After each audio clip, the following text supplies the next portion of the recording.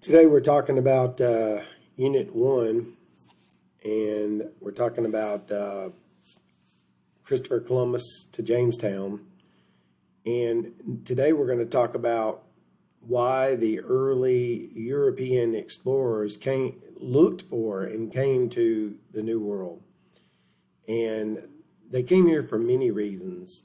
The first one is the Crusades, and that goes back to world history. In the 11 and 1200s, European Christian kings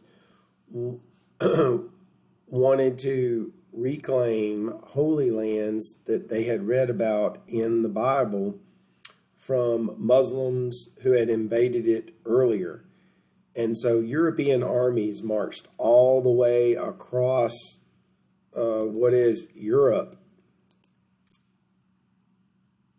here, all the way across to the Middle East down here to take these places like Jerusalem, Bethlehem, back from the Muslims and reclaim them for Christians. So this became a holy war that was fought in the 11 and 1200s.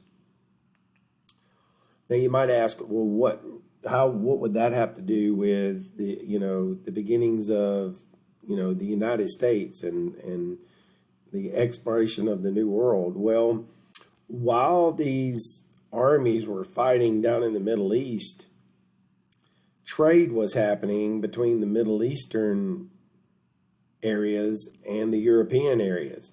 And this trade mostly occurred in an area that you discussed in world history, northern Italy, right here. Because the European armies would cross this on the way to the Middle East, and then traders from the Middle East would reach to here to trade with the Europeans. Trade always goes on during wars.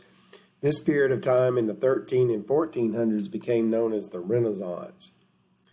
And what we see, because the Europeans eventually lost the Crusades, is that the nobles, who was the most powerful class in European society, had financed the Crusades with their soldiers, their serfs, and their knights and things like that. Since they lost, and losers don't get to write history, the nobles sort of go out the door, and they're replaced by the group that profited off the Crusades, which were the merchants.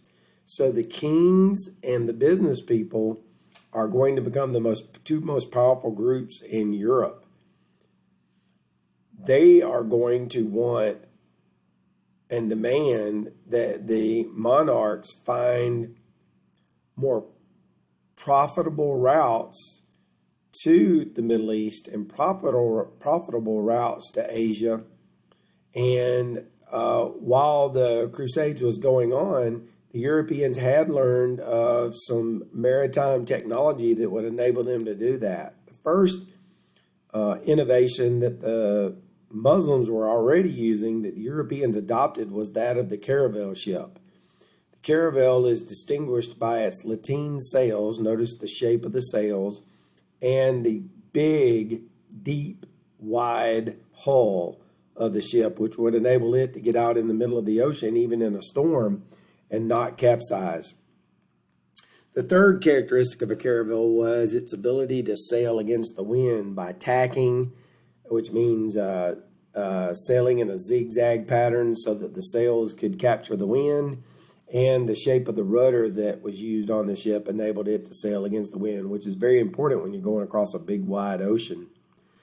The next innovation that the Muslims introduced to the Europeans, who at that time only really had the compass, was a tool known as the sextant. And you may have seen this in the movie Pirates of the Caribbean. Ship captains would use this to determine latitude. And what latitude are the lines that go across the earth east and west.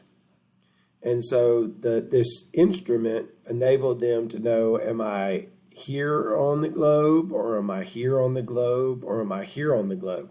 How far am I from the equator?